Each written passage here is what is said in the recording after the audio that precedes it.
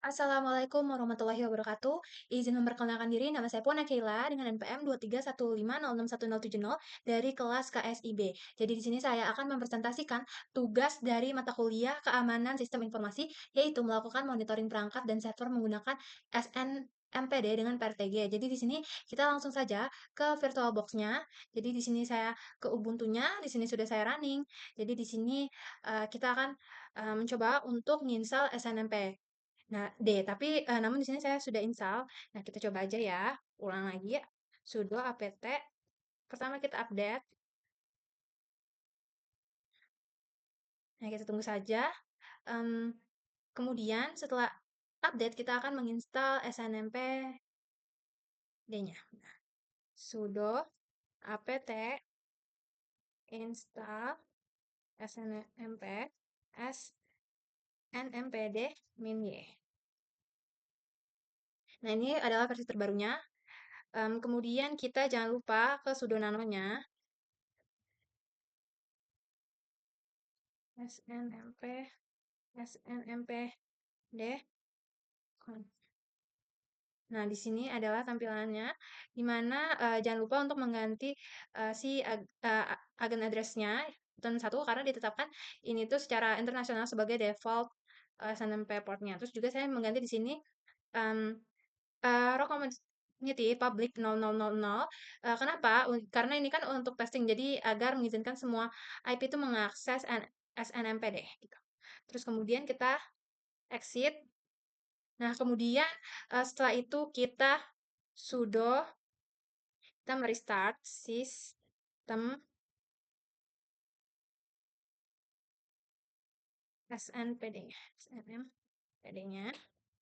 Kemudian kita enable sistem CTL.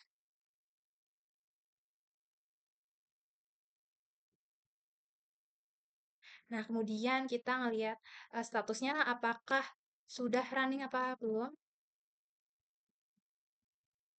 Terus, nah di sini sudah aktif ya. Kemudian kita lihat IP-nya. Nah, setelah itu kita ke PRTG ya. PRTG.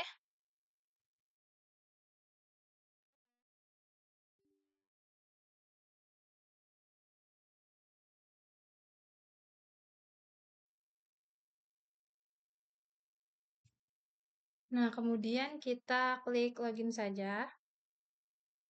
Nah, kita ke device, tambahkan device, kita tambahin IP-nya yang tadi ya, 192.168.168.100.211. Kita pastiin 192.168. Nah, sudah ya. Kemudian kita klik oke. Nah, kemudian kita cari ya device-nya. Nah, belum ada, kita loading. Nah, ini dia, kita add sensor. Pertama, dalam perintahnya kita diminta untuk menambahkan sensor SNMP CPU. Kita pilih yang ini aja. Kemudian kita create sensor ini.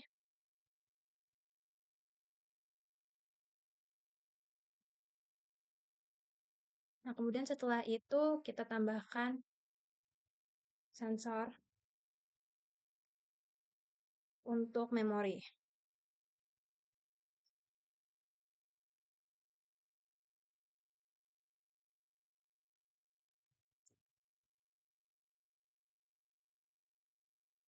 Nah, kemudian kita pilih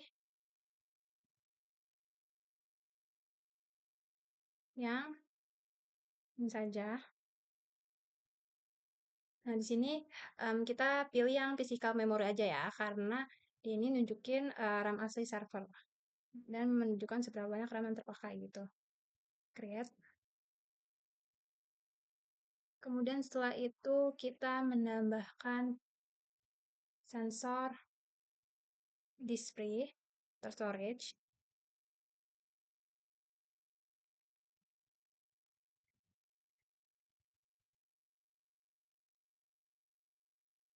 Nah, ini dia. Tambahkan. Nah, di sini kita pilih yang ini aja. Kenapa? Karena ini disk utama tempat OS terinstall. Jadi ya, lebih bagus gitu. Kemudian kita tambahin lagi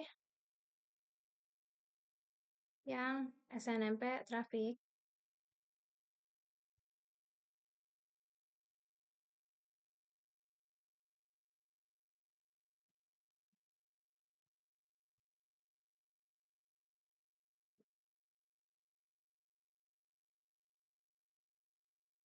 Nah, kita pilih yang endpost traffic karena ini yang benar-benar menunjukkan traffic keluar masuk server gitu. Nah, kita create. Terus terakhir kita tambahin lagi SNMP uptime. Untuk apa? Untuk mastiin keadaan server dalam keadaan aktif selama proses monitoring. Ini tadi ya, localhost.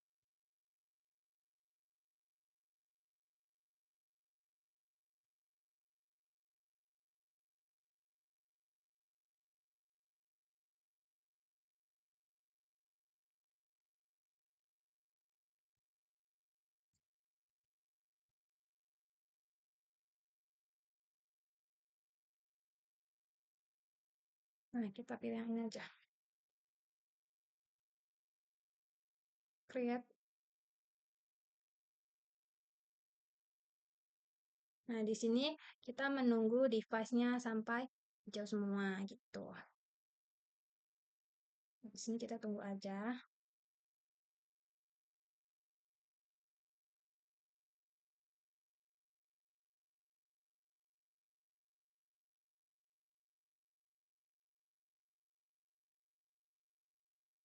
Nah, di sini sudah hijau semua. Jadi di sini saya akan menganalisis 3 jam ke depan. Nah, kita lihat ini jam berapa. Ini adalah jam 11.45. Nanti saya mungkin kembali lagi 3 jam kemudian dan menjelaskan hasil dari analisis masing-masing sensor. Tuh. Baik, jadi di sini saya sudah menunggu kurang lebih 3 jam ya. Nah, jadi di sini saya tadi mulai dari jam 11.45, sekarang udah jam 3.46 ya. Jadi sudah cukup data yang dikumpulkan. Jadi di sini saya akan mencoba analisis mulai dari SNMP CPU load. Di mana SNMP CPU load ini dilakukan untuk memantau kinerja CPU pada mesin virtual menggunakan SNMP. Nah, jadi tujuannya itu untuk mengetahui seberapa besar beban CPU ketika sistem menjalankan aktivitas jaringan. Nah, jadi di sini beban rata-rata CPU itu 18% dengan nilai minimum CPU load itu 2% dan maksimumnya itu 31%. Nah, terus kemudian kita lihat di sini juga ada last scan-nya itu 49 second yang lalu, terus tidak ada downtime. Kemudian kita lihat langsung aja flight datanya. Nah, kita lihat di sini. Duh. Nah, jadi di sini grafik pada diserap data menunjukkan beberapa lonjakan CPU hingga 26% selama proses terus habis itu setelah aktivitas selesai.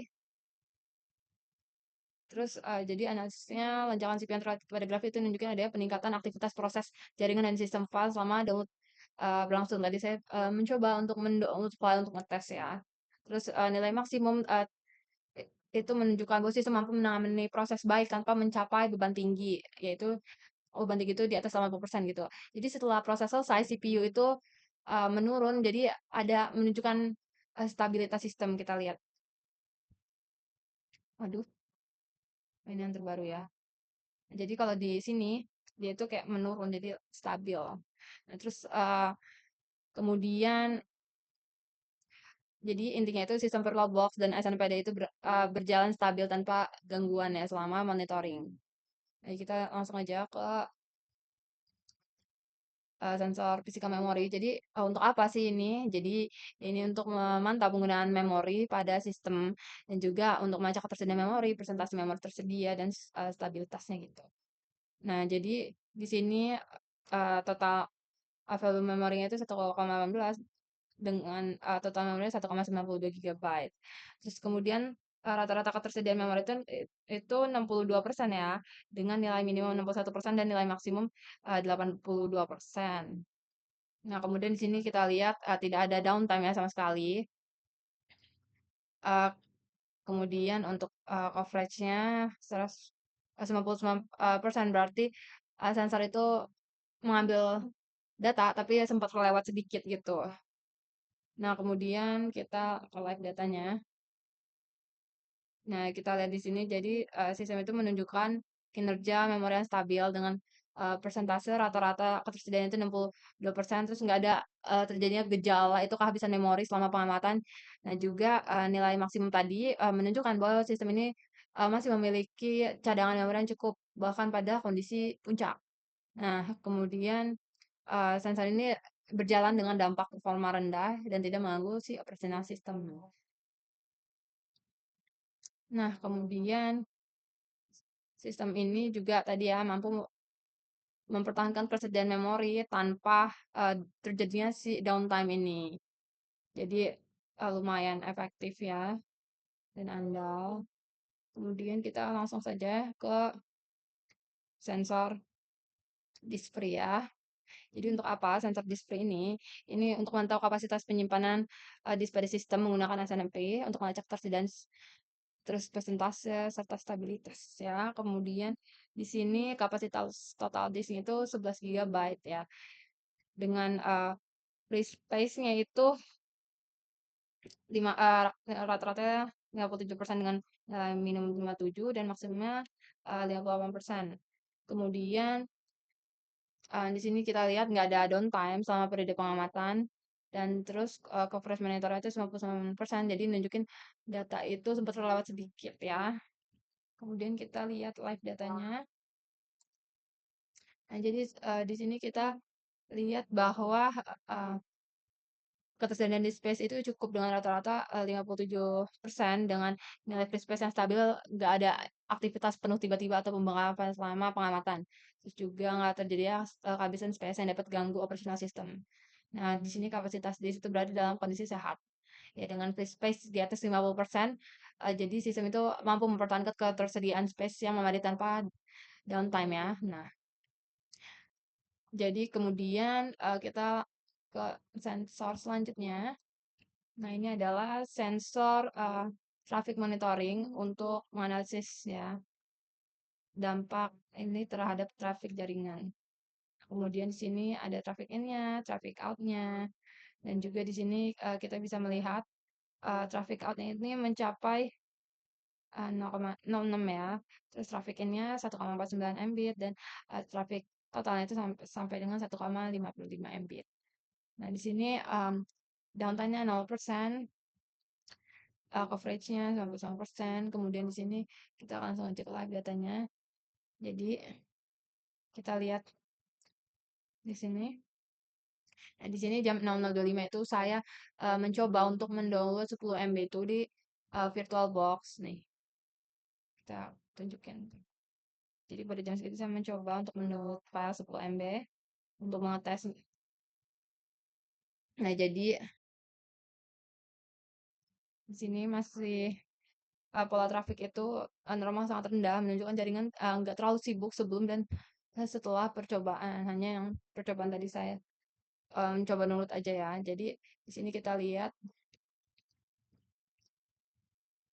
bahwa nggak ada paket loss atau downtime selama percobaan, menunjukkan koneksi itu stabil ya. Jadi aktivitas download tadi yang saya coba itu berhasil terdeteksi oleh sensor ini. Nah, sistem jaringan itu merespon dengan baik tanpa mengalami gangguan atau downtime, terus bandwidth yang digunakan masih dalam kapasitas normal. Kemudian monitoring ini berarti berhasil mendeteksi anomali dan aktivitas jaringan. Kemudian kita langsung saja ke sensor terakhir, di mana ini adalah sensor uptime untuk memantau stabilitas keandalan sistem. untuk melacak berapa lama sistem ini telah berjalan tanpa restart atau gangguan menyebabkan downtime. Jadi di sini nilai minimumnya itu 32 second, nilai maksimumnya itu 3 jam 44 menit ya.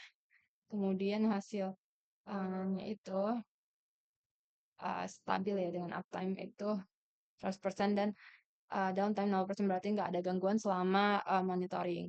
Nah, coverage-nya 99% berarti hampir semua data itu berhasil dikumpulkan. Kemudian scan-nya itu 54 detik. Nah, lalu first performa impact-nya itu tinggi. Jadi sensor menggunakan research yang signifikan di sistem menunjukkan stabilitas yang sangat baik. Tidak ada restart atau cars ya selama proses pemantauan sensornya itu semuanya itu bekerja efektif dan melacak status sistem. Kemudian deteksi terus menunjukkan pola konsisten tanpa fluktuasi abnormal. Jadi sistem ini dapat diandalkan, monitoring berjalan sukses, terus tidak diperlukan intervensi karena sistem beroperasi cukup normal. Nah, itu saja analisis dari saya, scan dari saya, kurang lebihnya saya mohon maaf bila ada daya. Wassalamualaikum warahmatullahi wabarakatuh.